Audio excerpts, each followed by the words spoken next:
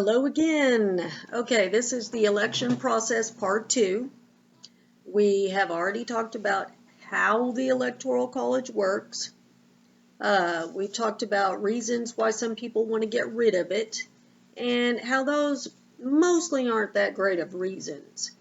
Now, those that want to get rid of it, their solution is to just go with the national popular vote, so that we all go vote in November, and whoever has the most wins.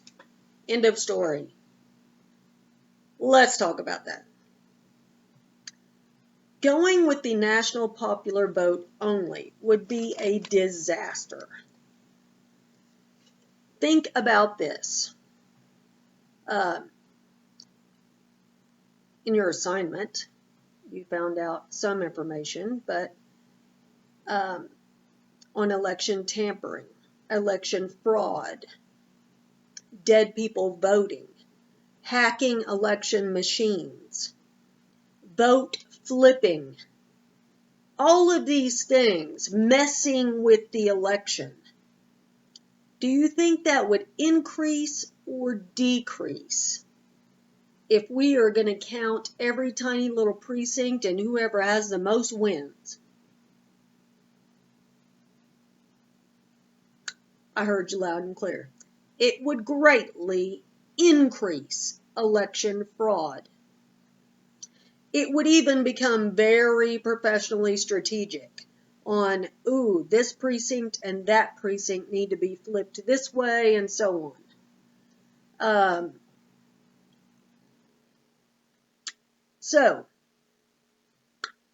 Also,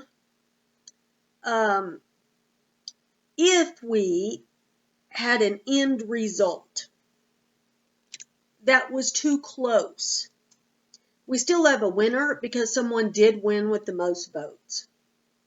But really, they won with a 1% difference. It's going to cause problems. We're not going to have as strong a legitimacy. It's going to cause problems. And so that kind of segues ahead into one of the reasons to keep the Electoral College is it gives us a clear, swift winner. That it takes all of those several 100,000 or a couple million votes and condenses it down to 538. So now it's very clear. Someone has 289 votes, the other one has 100 and something, they are the winner. So that's one thing. Another very important problem with going with the national popular vote only. As it is now, anytime an election is close, the loser can ask for a recount.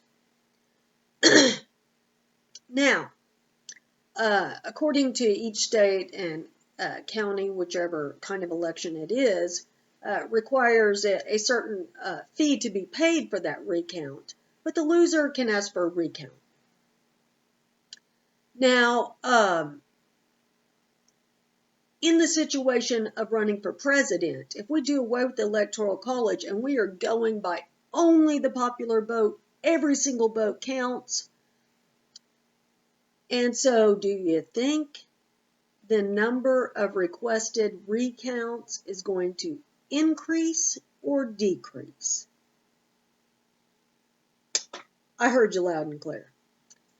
It's going to greatly increase. Any precinct that is even close, they're going to want to recount. And you know why they might want to recount? This is crazy to me, but it's true. Every single time we do a recount, we get a different number. It's like we can send people to the moon, but we cannot count votes. We can clone an animal, but we cannot count votes. Something is really messed up there, but okay. Anyway, you see my point. So going with just the national popular vote is not the answer. So let's look a little bit back at what's good about the Electoral College. We said it gave us a clear, swift winner. We also mentioned it gives states a role. It promotes federalism. So there's two small reasons. It works, so why fix it? There's always that argument. So there's three arguments. They're all kind of small. But there is one really big argument. And it also goes back to the very core reason the Electoral College was created. It was also created to produce a non-partisan president. Now, most of you may know what nonpartisan means. We think of it today as meaning something that's not really Democrat or Republican. It's non-party. However, when the framers were talking about this, when they were talking about producing a nonpartisan president, they were talking about it before even political parties existed. So they were talking about nonpartisan in a broader sense. Having the Electoral College forces the winner to have support from more than one group. It forces widespread support, which you gotta have for legitimacy and so on. Characteristics of American democracy. Test 1. Okay, so what we mean by this. Let's go back to what we kind of talked about in part 1. If we did not have the Electoral College, everyone before mass media was just going to vote geographically. Well, even with mass media, geography plays somewhat of a role. And if you're going with just the popular vote, geography is going to play a huge role. Because where are the most people? Now, you could say the East Coast, or you could call out California, Texas, New York, things like that. But even more specifically, the most people are in the big cities. So we could have a geography problem that the whole East Coast decides the presidency. Now you see the problem? The winner did have the most popular vote. But if that happens a few times, the whole West Coast is going to want to secede. We will have no say in who the president is. Now, even more specifically, when I said those people are in the big cities, what the problem that means is candidates would only have to campaign in big cities, even the 10 biggest cities, and nowhere else, and they could win. What's wrong with that? That means when they win, they only have to care about what is important to the people in the big cities. They don't have to put any policy through for farmers, ranchers, rural people, small town people, suburban people, basically all of Oklahoma.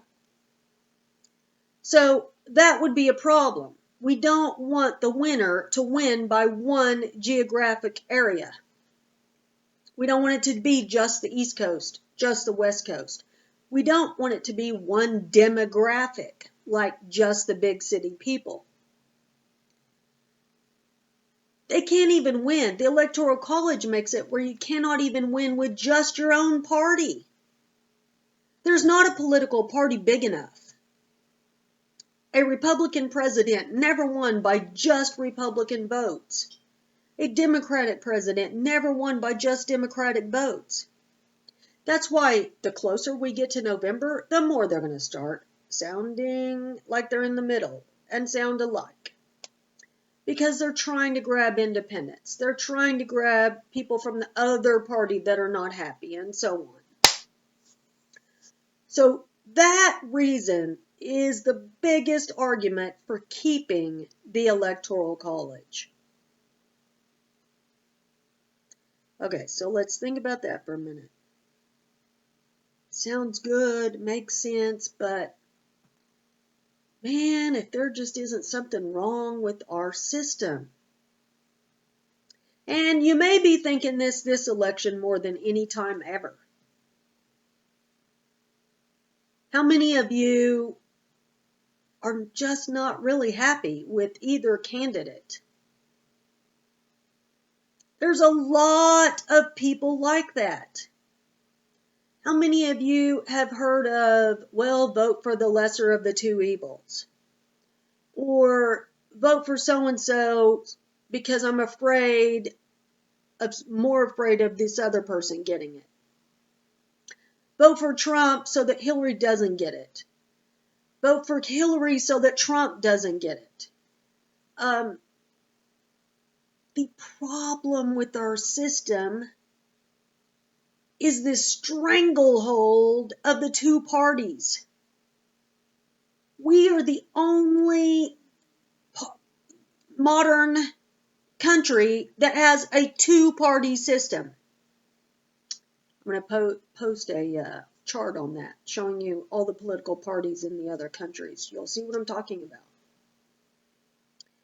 Just picture your life with only 2 TV channels. Only 2 restaurants to eat at. Only 2 sports teams to choose from. Whatever it is. If you only have 2 choices, that's bad enough. No one's going to be well, some people, but very few people will be really happy with the choice. Most people are just settling. Now, in a democracy, it's true. There's going to have to be some compromise and some settling in order to get a consensus. But there are a lot of advanced countries out there having 3, 6, 9, 12 parties, and they are functioning fine. So let's look again at what the problem is when you only have 2 choices. When you only have 2 choices over and over and over and over and over, those 2 choices themselves, the Democratic Party, the Republican Party, can become very complacent. They can become very lax. They don't really have to listen and respond to us. Because, hey, we're going to vote for them anyway because we just really don't want the other one. And so it can become more and more of an oligarchy instead of a democracy, where the party officials and the political people that have power can actually be the oligarchy. Just give us this sideshow circus of choice so that we feel like we chose, but it's going to be more and more where, is this really truly a Democrat? Is this really truly a Republican? We can't even tell. Because they can become where they can throw up anyone they want, and we only have 2 choices. Now, the reality is we don't just have 2 choices. We have 4 viable candidates for president right now, even though you're very likely to see more than 4 when you go vote. But anyway, I'm referring to Jill Stein from the Green Party and Gary Johnson from the Libertarian Party. And those people may not be your good choice either. But why do we never hear about those 2 choices? We never even get to know those 2 choices. We don't see them in the debate to where we could decide if they're better or worse or the lesser of the evils or whatever. Because the 2-party stranglehold. And that is a big problem that the Electoral College helped create, this 2-party stranglehold. That's by far not the only way that we have that two-party stranglehold.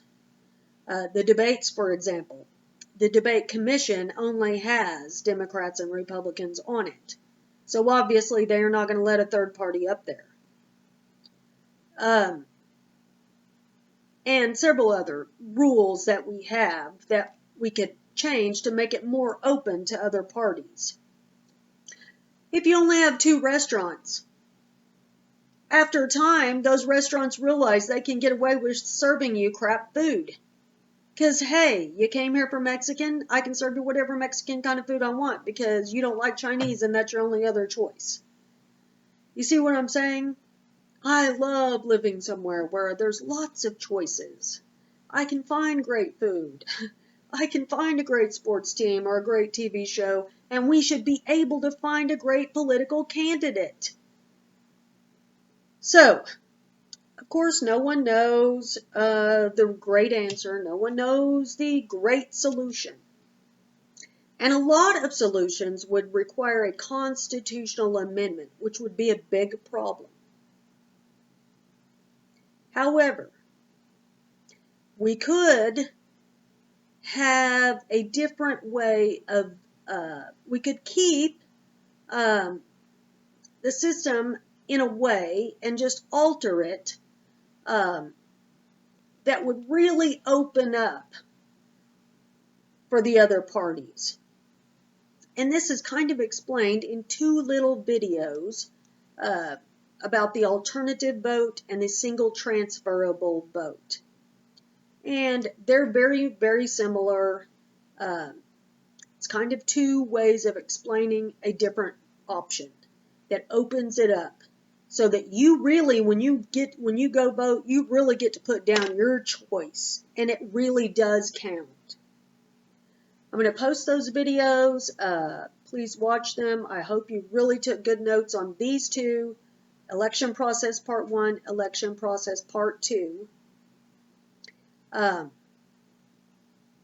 And remember, this question could be on the test. Thank you. Let me know if you have any questions.